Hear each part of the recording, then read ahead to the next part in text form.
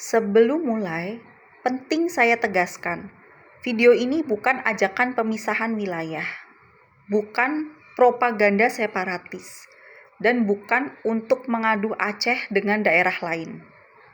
Ini murni pembahasan sejarah, supaya kita paham akar masalah tanpa emosi dan tanpa fitnah. Banyak orang bilang Aceh itu dipaksa gabung Indonesia. Ada juga yang bilang Aceh dijajah Jawa. Narasi ini sering diulang, viral, dan dianggap kebenaran. Tapi pertanyaannya, apakah sejarahnya sesederhana itu? Hari ini kita akan bahas fakta sejarah Aceh, dari sebuah negara berdaulat sampai akhirnya memilih bergabung dengan Republik Indonesia, dan di mana letak kesalahan publik yang selalu mengaitkan semuanya dengan Jawa. Aceh sebagai negara berdaulat. Aceh bukan daerah biasa. Dalam sejarah, Kesultanan Aceh Darussalam adalah negara berdaulat yang diakui dunia internasional pada abad ke-16 sampai 17. Aceh punya wilayah, hukum, angkatan perang, dan hubungan diplomatik dengan Turki Utsmani, Arab, India, bahkan Eropa. Aceh adalah kekuatan politik dan militer besar di Asia Tenggara, terutama di jalur perdagangan Selat Malaka. Jadi penting dicatat, Aceh tidak pernah dijajah Belanda sepenuhnya seperti banyak wilayah lain di Nusantara. Perang Aceh berlangsung puluhan tahun karena Aceh mempertahankan kedaulatannya sebagai negara. Aceh dan lahirnya Indonesia. Ketika Indonesia memproklamasikan kemerdekaan tahun 1945, Aceh bukan wilayah jajahan Belanda yang otomatis ikut. Aceh adalah entitas politik yang sedang menentukan sikap. Elit dan ulama Aceh termasuk Teungku Daud Beureueh memutuskan mendukung Republik Indonesia. Bukan karena ditaklukkan, tapi karena ada kesamaan visi. Negara merdeka yang lepas dari kolonialisme. Aceh bahkan menyumbang besar untuk republik yang baru lahir, dari dukungan logistik, emas, sampai pembelian pesawat untuk diplomasi Indonesia. Ini fakta sejarah yang sering dilupakan.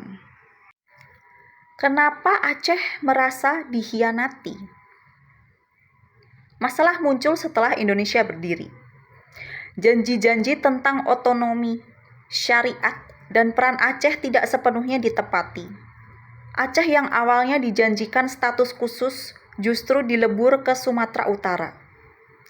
Di titik ini penting ditegaskan, kekecewaan Aceh bukan berarti menyesal bergabung dengan Indonesia, tapi kecewa karena kesepakatan politik tidak dijalankan dengan konsisten.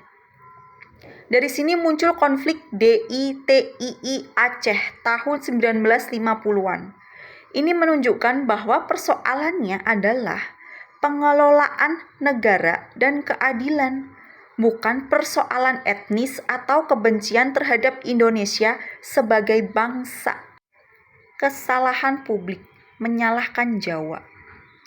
Kesalahan besar yang sering terjadi adalah menyederhanakan masalah Aceh menjadi Aceh dijajah Jawa. Ini keliru secara sejarah dan berbahaya secara sosial. Kebijakan yang mengecewakan Aceh dibuat oleh negara dan elit kekuasaan, bukan oleh suku tertentu. Menyalahkan orang Jawa sebagai etnis hanya akan memecah rakyat dan mengaburkan akar masalah yang sebenarnya.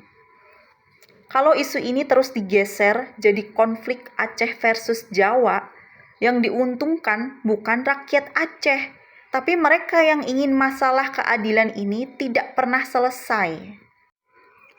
Apa pelajaran sejarah Aceh? Sejarah Aceh mengajarkan satu hal penting. Aceh bergabung dengan Indonesia karena pilihan politik, bukan karena kalah perang. Dan konflik muncul bukan karena perbedaan etnis, tapi karena keadilan yang tidak dirasakan.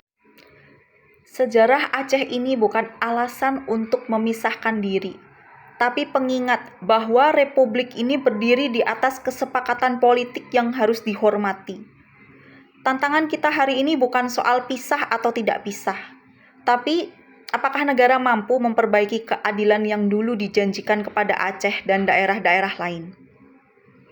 Kalau sejarah terus dipelintir jadi konflik etnis atau dijadikan bahan emosi, luka tidak akan pernah sembuh. Tapi kalau sejarah dipahami dengan jujur, justru bisa jadi jalan untuk memperkuat Indonesia. Silahkan setuju atau tidak, tapi mari berdiskusi dengan kepala dingin.